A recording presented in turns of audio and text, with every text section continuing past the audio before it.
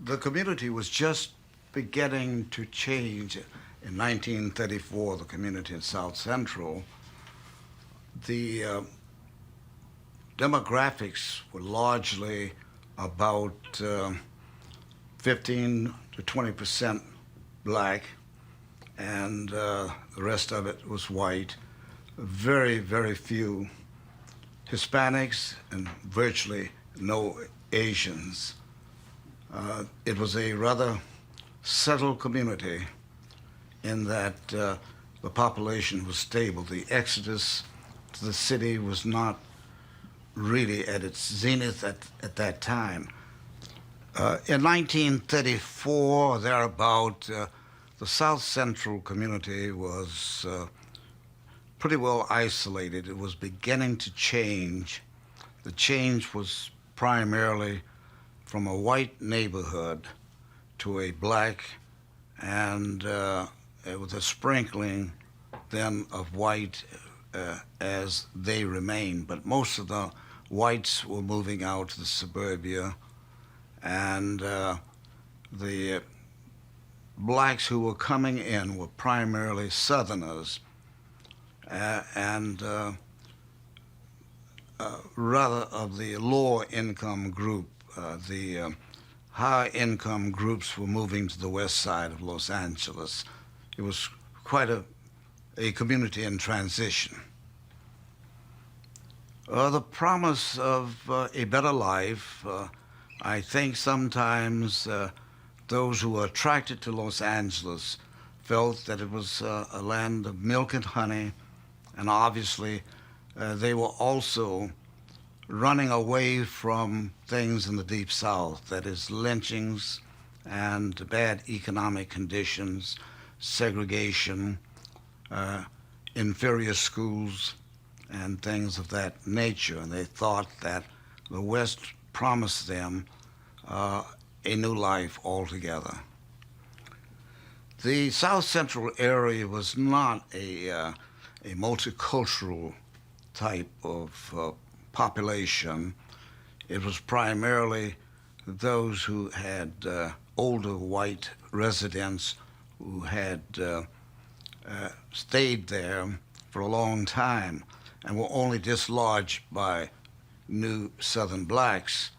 As to the Chinese or the Asian population was concentrated elsewhere, primarily in downtown Los Angeles. So there's very little mixture between the Asians and the native whites and the new blacks who were moving into the area in great numbers. Well, back in '34, as far as the Hollywood connection, I recall that I was at that time just graduating from college, and I had been hired as a delivery boy in a way to deliver materials to the studios. The studios were quite popular, of course, and my job was to deliver to the studios copies of acting bits so that the directors could choose a particular character for a particular scene. And it was a very exciting thing for me, beside being a job, of course, that I had an opportunity to go in and out of the studios. The studios were quite discriminatory in a way. Very few blacks were in roles at that time. There were one or two blacks, including one outstanding one, Clarence Muse, who was a semi-director and an actor who acted sub-parts, but primarily the best parts were, in my opinion, not of the ideal type, the step-and-fetch-it type of acting where some humor was provided or they needed some person to act as a servant to one of the stars of that time. I was not too excited about the role of minorities in Hollywood at the time. And I thought that primarily the image that was conveyed of minorities in the movies reflected really a slavery type, that is, the plantation type, and that did not really give us, in my opinion, any uplift in the community or nationwide that blacks were beginning to get into the mainstream of American life. It was just the opposite.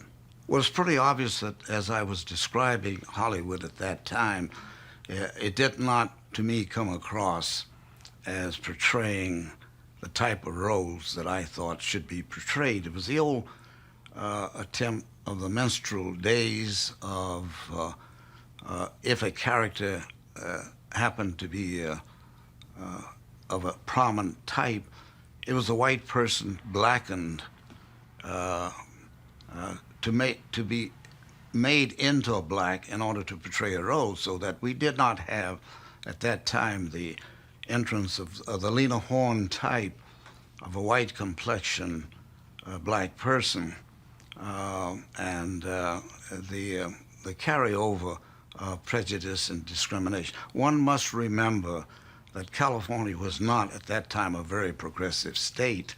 There was great discrimination primarily against the Chinese, against the Filipino, and later against the Japanese.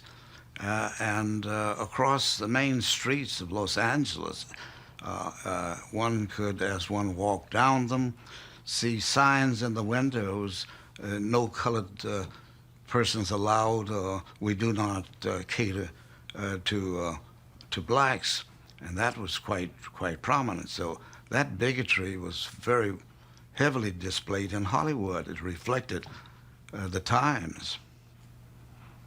When I had an opportunity to go, and a lot of times we didn't, let me indicate that as far as the theaters were concerned, there was no discrimination in the theaters. That is, blacks were not confined to the so-called peanut gallery. But the movies obviously were just beginning to change. It was very exciting because we could see the first sound pictures. The new technology was just beginning to come through. Al Jolson type in the movies was quite an exciting experience. And Al Jolson, of course, was again portrayed the type of a white person blackened up in order to provide entertainment, and that was quite extensive. The movies were not, from an artistic point of view, the very best, but they were a source of enjoyment and a new technology. And along with the radio, which was coming into prominence about that time, it was exciting new experience for all of us. I made a little radio sets on the side as in order to pick up a little extra money, and we had a little crystal set, a little rock, what we call a crystal set, and earphones. So we're talking about a very, very crude technologically age.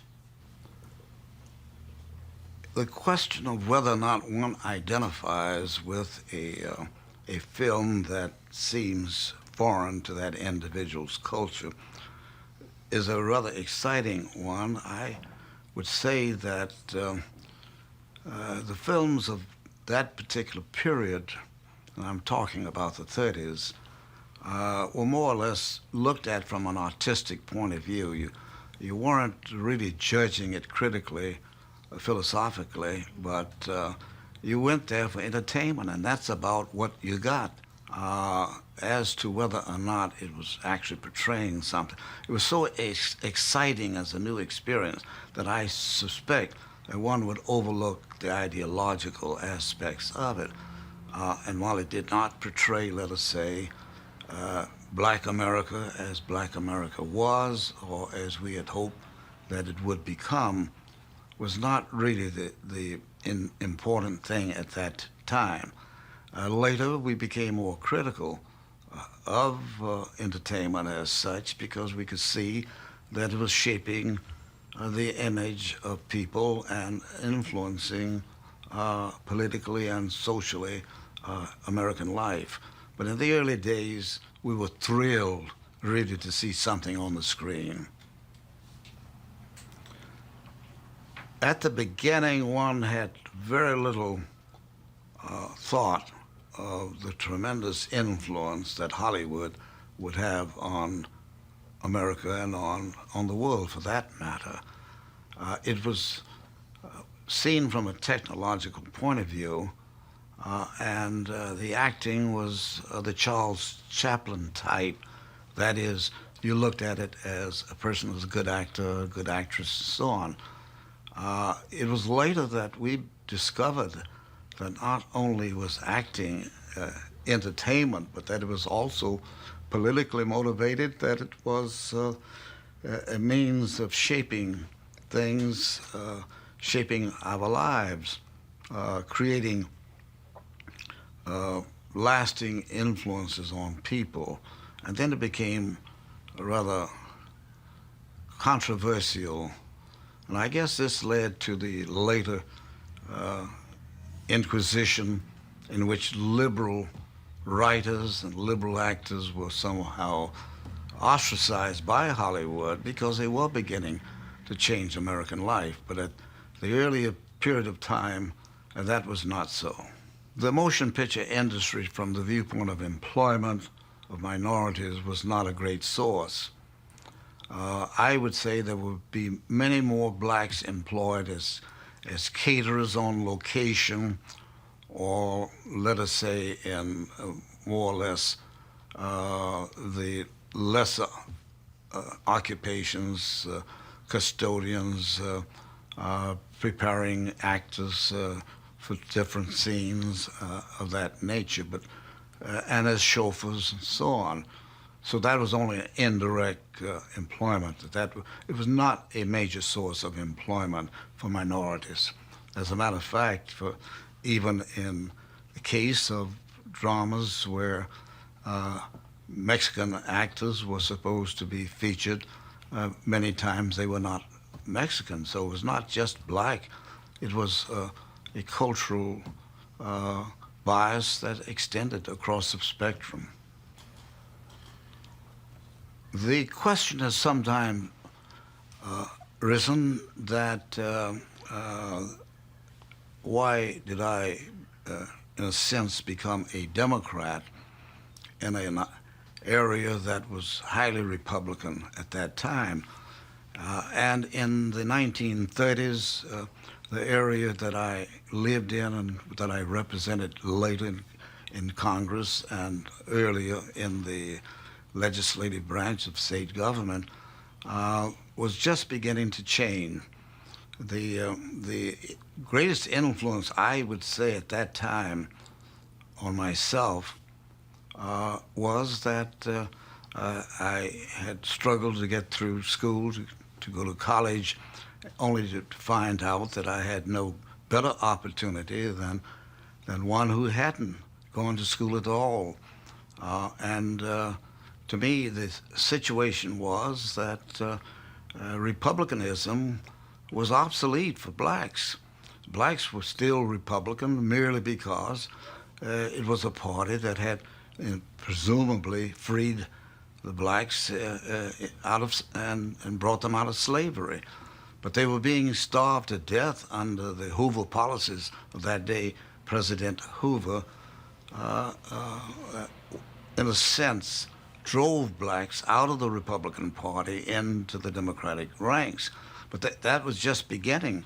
When I decided that I was a candidate for office, my influence came through my mother, who was a Democrat and wondered why my dad, who had lost all of his money in bank closing under the Hoover administration, and when we were thrown without employment and as a family had to depend on surplus foods and so forth, she couldn't understand it. And so she shamed my dad into becoming a Democrat, but in a sense, she started me out as a Democrat. And when I ran for office, I ran as a Democrat. During this time, there were many erratics, I would say, in terms of departures from normal living. In California, in that period of time, that is throughout the 30s, we had various movements. We had the so-called Townsend movement to give everyone $200 a month. And we had the ham and eggs proposition that every Thursday everybody was going to get a certain sum of money. Nobody ever asked how these things would be financed, but they were dreams that people dreamed because times were tough. Huey Long was doing the same thing in the state of Louisiana. And in California, we had the rise of an Arthur Upton Sinclair. He was, in effect, a socialist and viewed as a socialist, not as a Democrat, and was not really accepted in the Democratic Party.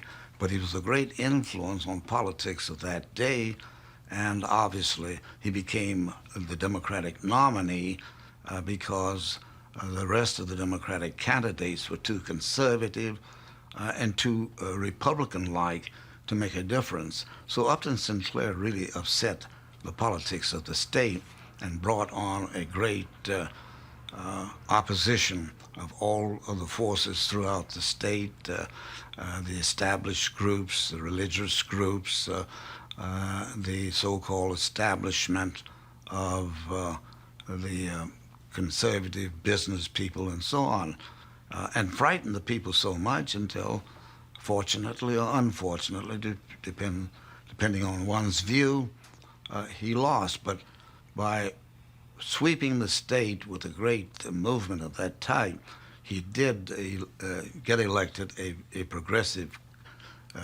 setup in the state. That is, congressmen, state legislators were primarily elected as a result of this movement.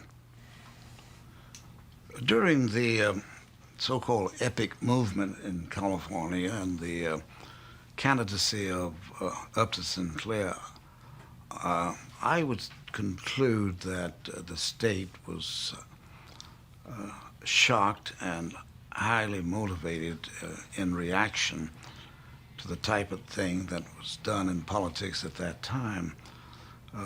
Upton Sinclair was a very believable type of individual, but he was not a convincing politician as such. And I think that people were not quite ready for the type of statements that were being made. And so it was fairly easy to scapegoat things by portraying Upton Sinclair as a communist, or even beyond being a socialist. And people were not quite ready for change. The minorities who had recently made some gains were obviously conservative in trying to protect those gains. The role of the minister in certain communities was a great influence, and by and large, the organized churches, or organized religion, was heavily against Upton Sinclair. So that was a real force throughout the state. But the type of things that were circulated is hardly believable. There was the whole idea of the state was that if Upton Sinclair was elected, that California would almost sink into the ocean.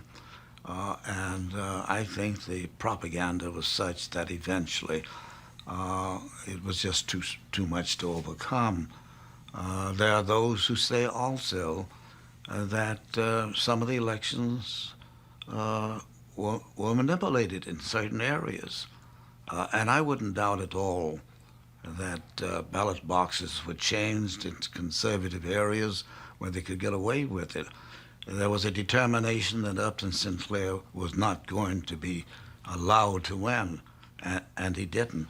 But the fortunate part of it was that a lot of good people, rather liberal, forward-looking people were elected at that time. I recall that Culbert Olson became governor later because he was elected a state senator in the Sinclair landslide, and he built on that and became governor of the state and proved to be a good governor. In the period of the mid-30s, when minorities were beginning to get a toehold on the state in terms of political office, in terms of breaking down discrimination in the unions, when they were beginning to become judges for the first time and to be integrated into the Postal Service, that they were, in a sense, becoming middle class. And as such, we had a movement that blacks becoming more conservative politically, and not the type, but they were getting a piece of the action and they wanted to protect it. And I suspect that many just becoming a part of the middle class also did not enter into the epic movement as such. Professionals tended not to be supporters of the epic movement. I recall that my own brother was a practicing physician, and to him, Upton Sinclair favored socialized medicine. And I recall that I went into one of the Sinclair headquarters invited to give my own views because I was a candidate. I indicated that I favored a prepaid health insurance, but not the socialization of medicine. And I recall as a result of that, I was not supported, not endorsed by the epic movement in the primaries. After I won my primary, in the final analysis, I was a part of the Democratic ticket, but not in the primary. And I think that illustrates the conservative trend that was developing at that time. Well, all of those who became Democratic nominees were a part of the so-called epic ticket in the general election, and that is the way it came about. I was not opposed to the Sinclair movement. I just did not take a real position on it. And as I say, because of one or two issues that I had expressed myself on, I was not endorsed by Upton Sinclair in my primary election. As to whether or not blacks as such responded to the Upton Sinclair movement, I would say that it was very, very lukewarm. They were just becoming Democrats, and I think that change was fast enough for them, for most of them. They weren't about to change from the Republican Party to the Democratic Party, and then overnight they become allied with what was termed a socialist movement. It was just too shockingly quick. I think that in the final analysis, they voted for the Sinclair ticket in the general election, but that's because they were then becoming strong Democrats, and their economic conditions made them more allied with the new party, even though Sinclair was a part of it, than with the older party. And consequently, I would say that the support of Sinclair in the black community was lukewarm. The ministers who exercised quite an influence were not pro-Sinclair. Whether you can phrase it as being anti-Sinclair, I would not go that far. I would say that they were supporters of the Democratic ticket, and more a matter of splitting that ticket than it was a matter of being strongly anti-Sinclair. The black community has never been really scared by socialism, and I'm not trying to identify necessarily their voting for or against the epic movement on the basis of the fear of socialism. Well, let me state in terms of that particular time and the politics of that particular time. It was not a separate movement as such, but we had several movements that coincided. Blacks as such were not attracted to the epic movement as such. They were never a strong part of it. The leaders were not, let us say, involved in the movement. The movement had very, very few minority leaders as such, as a part of the epic movement. But blacks were changing, they were becoming Democrats, and the election was not only an election that featured Upton Sinclair, but it featured a lot of other candidates, including myself, for example, as a Democrat. And I was running as a Democrat who happened, obviously, to be on a ticket with Mr. Sinclair in the runoff. But during the epic movement in California, let me make it clear that I was not actually running as an epic candidate. I was never a strong epic supporter, no particular reason. I had no ideological objection to most of the program.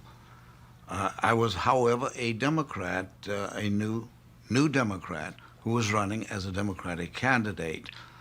It was tough for me to convince many of my friends and supporters as a Democrat that was the right thing to do. But I just happened to be a Democrat, and I ran as a Democrat. And while I disagreed with one or two things in the epic movement, it doesn't mean that I was opposed to the whole idea of changing things across the state. There were many things that needed changing. And so we just happened to converge. I think one must put into proper perspective that was not the only thing that was happening, particularly in the minority community. Minorities was just beginning to break through many barriers. In those days, we had a terrific time to get a black judge elected, the first one in the state, the first supervisor in the post office, the first black woman in the post office, and so forth. Now, all of these things were happening at the same time that the epic movement was happening. And so it was not a monolithic community. It was a community that was undergoing a great transition. And as such, the people, I think a majority did vote Democratic, and consequently for the epic ticket. And so that the two coincided rather than one being the cause of the other. During the epic campaign, I think that most of us do recall the tremendous pressure that was put on everybody throughout the state to oppose Upton Sinclair, at least the top of the ticket. And I recall that in business after business, throughout industry, employers would call their employees in just before the election and would tell them, now look, if Upton Sinclair is elected, you're not going to have a job. I can recall that in many households, blacks who were in household service, and that was a great number of them, were told, now look, if Mr. Sinclair is elected, I won't be able to hire you to continue in employment. And that type of pressure was throughout the state, and that was a tremendous disincentive to vote for the top of the ticket. For a long time, African Americans were not the ones who enjoyed the government benefits. They had been denied this in the Deep South, and even in the North and also in the West. The idea of the government helping them was somewhat foreign. In 1935, when the Social Security Act was passed, I think one must remember that the act included not only protection for the elderly, but it also began protection for children. For the first time, child aid became a reality, and that was an important part of the act for blacks. And the act also provided help for the disabled and led also to such later programs in Medicare, Medicaid, and whatnot. Now, these were tremendous benefits to the black community, which had been denied them even when they were offered to others. But for the first time, everyone enjoyed the benefits of something under the Social Security Act, and I think that that to blacks it was a great lifesaver. It's pretty difficult to visualize what type of security people didn't have in those days. Instead of Social Security, the elderly were confined to what we called then the poorhouses. It was places set aside for the elderly where they were, in a sense, incarcerated in a poorhouse when they became elderly. The mental cases were actually locked up, those who did not have families. With the adoption of Social Security in 1935, to black Americans, it was almost like the Emancipation Proclamation, something comparable, or something like the Magna Carta in the English tradition. For the first time, blacks considered themselves having something which others had and which was guaranteed to them, which they could not be denied. Everything that happened that was good was somehow denied to African Americans. But under the Social Security Act, there was no such distinction made. And so it was a real breakthrough that to them it simply meant at that time that as they grew older, they knew that they would gain this as a matter of right. They knew that their children under child care, which later became the AFDC and Medicaid and so forth, they knew that this was an opportunity that they could pass on to the next generation. So it was revolutionary and a great day, not only in American life, but I think an outstanding day similar to the Emancipation Proclamation among African Americans. At first, obviously, there was this omission. There was the omission of domestic workers, but that was soon repaired, and on the state level, we moved to do it. We moved to get those benefits for domestics on the state level, but at that time and later, obviously, domestic service was not as important to blacks as other occupations, and we're getting sort of anticipating a later period when domestic service was no longer the major activity or the source of income for black Americans. In 1934, we in the state were highly involved in civil rights. I would say that we had a civil rights movement prior to the one in the 60s. I have indicated that there were signs throughout the state that indicated that blacks were not welcome in places of public accommodation. Traveling was a problem. At first, it was directed against the Chinese Orientals who could not ride streetcars in some places throughout the state.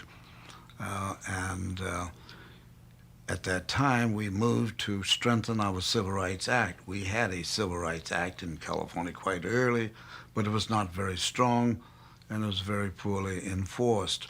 So we moved to strengthen that. And I would say that in the period from about 32 to about 40, that the great impetus was in strengthening the Civil Rights Act. We were not as much concerned with other issues as we were with one great issue of civil rights. It was my personal hope that as a member of the state legislature, we could strengthen the act so that we could, in effect, allow minorities to ride undisturbed on streetcars, to testify in the courts where white persons were concerned, in order to break down segregation in the schools. The schools were highly segregated, and also we were just starting out to strengthen the law which would protect minorities against restrictive covenants. They couldn't buy in certain neighborhoods because they were restricted. I'm often asked what motivated me to run for a public office at that time, to run for the state assembly. One, I think, has to put it into proper perspective. In the state of California, we had one official, one African American elected official, and that official happened to come from our community. The individual was very conservative, a dyed-in-the-wool Republican who did not really do very much in terms of the needs of the people, was not concerned about jobs and housing and civil rights and so forth, but merely because he was black, was supported rather with great pride by a community that felt that that was the only official we had. He's ours, and we've got to elect him. And so a group of us, young people, having graduated from college and without jobs, felt that that indicated to the state and to all forces throughout the state that we were not really meaningful. We had no power. We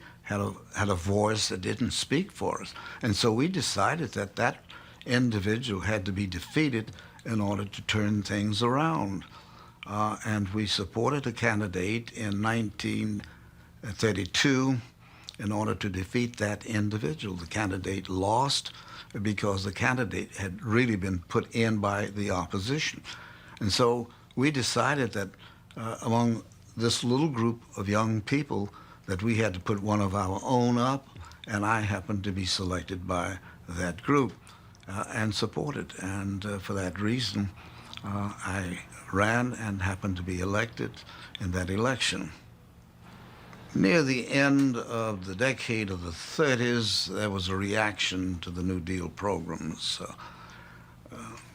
Business interests that had really profited under the New Deal decided that it was too revolutionary, that in some way various activities would be nationalized, or that the so-called private enterprise would be somewhat diminished by national regulations and social programs. A recession developed, and we began to see unemployment again that we had escaped a decade earlier. And as a result of that, the New Deal was hard-pressed to think of new programs. Mr. Roosevelt persisted, however, and at first there was an attempt to balance the budget. When that failed to produce the type of economic activity that was needed to put people to work, Mr. Roosevelt just thought of new agencies and kept thinking of new agencies to put people to work, to provide for those who were in hardship or distressed. And so we began to see again some of the agencies that were earlier created, such as an extension of the Works Progress Administration, the Public Works Administration, and so on. And so Instead of having people idle or go on a dole, we had new agencies that created jobs, building bridges, preparing buildings that needed preparing. The concept being that put people to work doing that which would not compete with the private sector. All of the activity that I've indicated that was happening on the national scene was duplicated on a smaller scale within the state. The state was beginning to develop some huge projects which did employ people. We had to go over to the Colorado River to get water, so that we had to build a transmission line. That employed a large number of individuals. We had to go 300 miles to the high Sierras to get a water supply for the city, so the Metropolitan Water District became a most important thing for the development of Southern California. And so in terms of building flood control, getting a water supply, irrigating the farms of the various valleys, individuals were employed. And this was a type of work which gradually we got minorities into. Prior to that time, many had been sent over the mountains, what we call the mountains, the ridge route to San Francisco, in order to pick cotton in the valley. That was a temporary type of work, harvesting the crops. No, the projects were primarily supported by taxpayers' money.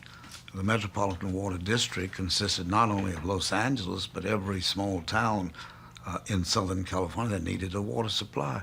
So the money came from bond issues and from the people taxing themselves in order to support them. The generation of power from the Colorado River, the old Boulder Dam project, as was earlier called, was federally supported, but it was a regional project localized primarily in California, which needed the power more than any of the other states in the Southwest. But indirectly, it was such projects as this that kept the people employed. As the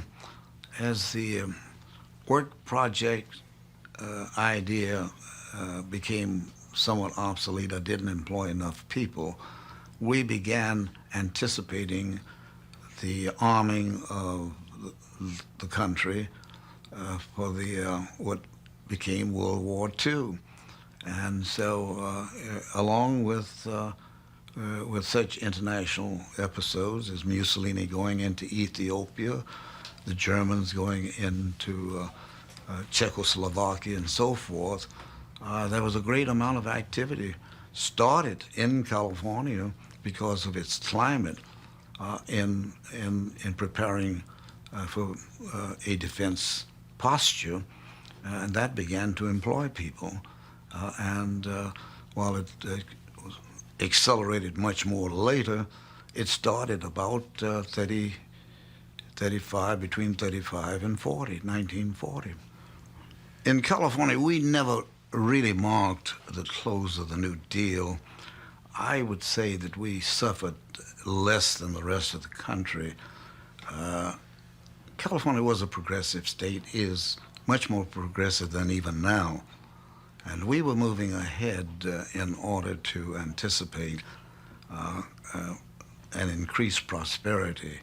We were beginning through our universities, through California Technology, through Stanford University, California system, and such universities to develop outstanding products. And actually, we were on we saw the verge of growing technology, and in many places we were quite advanced. Now, I'm not saying that kept up, but at that time, with respect to the rest of the country, we were doing extremely well.